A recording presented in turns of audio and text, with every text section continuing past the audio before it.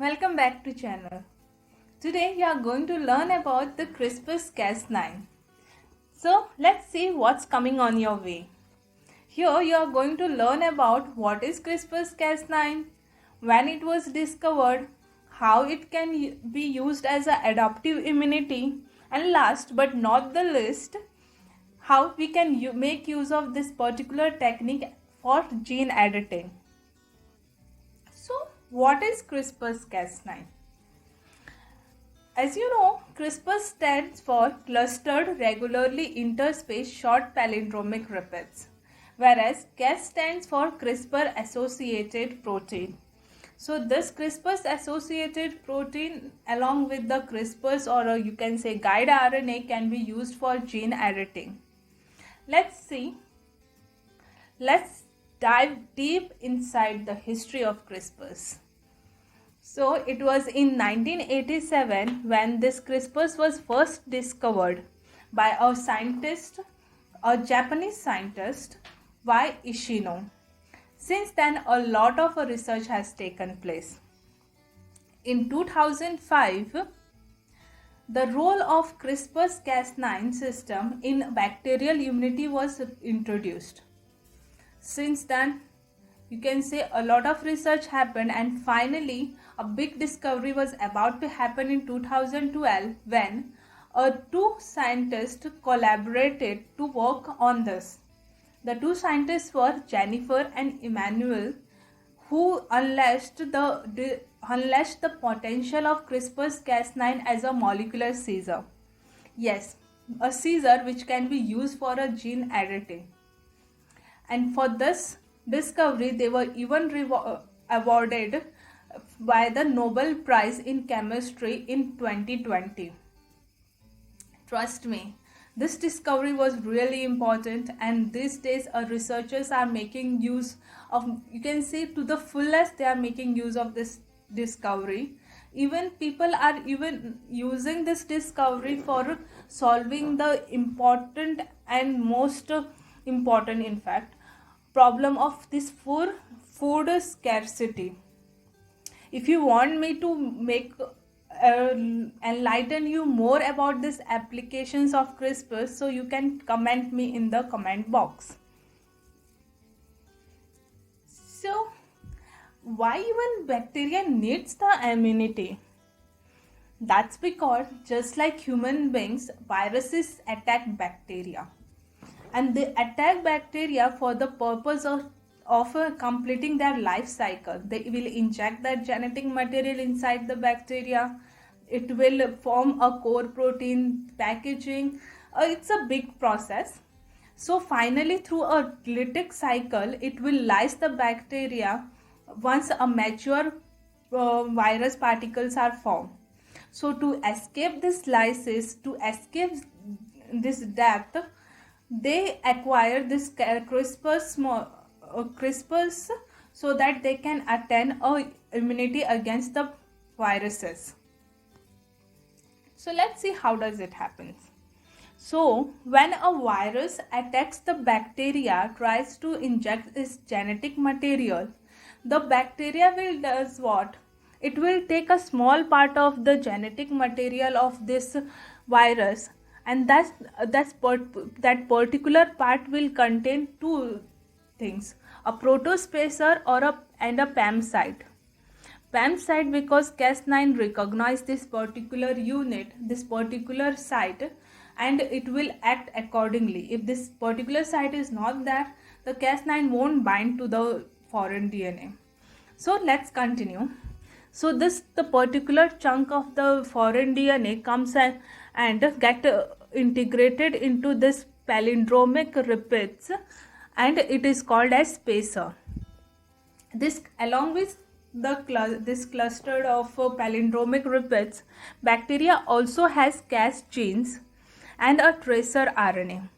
This Cas gene ultimately, after transcription, translation, forms a Cas protein which is not at all active at this moment. And the tracer RNA comes and binds to the CRISPRs so that it can provide some kind of stability. So once this tracer RNA bind with the CRISPR RNA, it become mature. This CRISPRs become mature. This mature CRISPRs binds with the inactive Cas9 protein and forms a complex, and it attends, and thus a Cas9 attends activation and becomes mature. So now this particular complex is ready to look for a foreign DNA. Now here comes the second time, for the second time this virus, and it will again inject its foreign genetic material. Now since this genetic material is foreign, this Cas9 complex will come and it will scan it, and it will scan for the PAM site, and cRNA will scan for a complementarity. It will scan for a complement nucleotide so that it can form the hydrogen bond. And once this recognition happens, it will cleave the foreign DNA into pieces, and thus destruction and no particular formation of virus particle, and thus bacteria has its immunity. Well, so this particular technique, this was all about bacteria. Now let's see how we can make use of it for our interest, for our purpose. What's our purpose is, we want to edit gene, we want some kind of a climate resistance to climatic change, resistance to disease, and this can be done by forming this array of CRISPRs. So when researchers program this array, they take care that there should be a guide RNA, a 19 to 20 sequence long guide RNA, a tracer RNA which will have anti-repeat sequences that will allow it to base pair with the repeats of guide RNA, and of course genes for Cas9.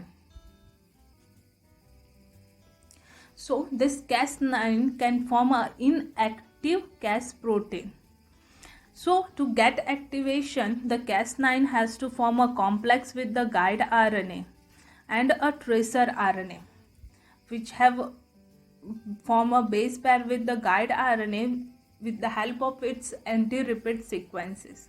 So why even we have to take care that we are giving genes or sequences for tracer RNA? That's because the actual function of it is still unknown, but according to the scientist, it provides some stability to the guide RNA, and thus this has a whole complex of the guide RNA and the Cas9 protein and a tracer becomes mature, and now this goes and scans the long stretch of DNA. Since this Cas9 can quickly bind and get detached, it can scan a really long stretch of DNAs. So while it is scanning, it will look for a PAM site, and guide RNA will look for a complement sequences.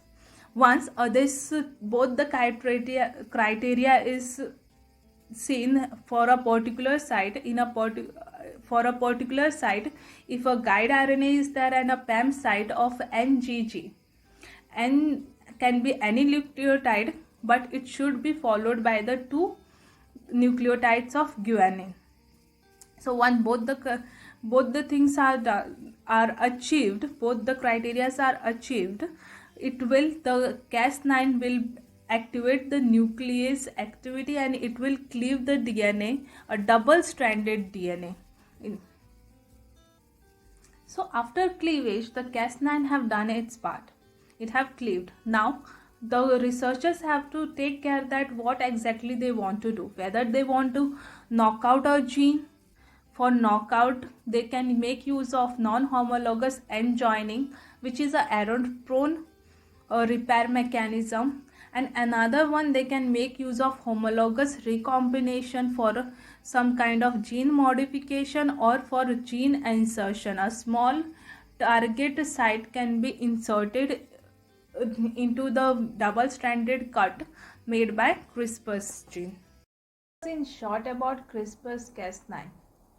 If you want to know more on CRISPRs, visit timesofbiotech.com.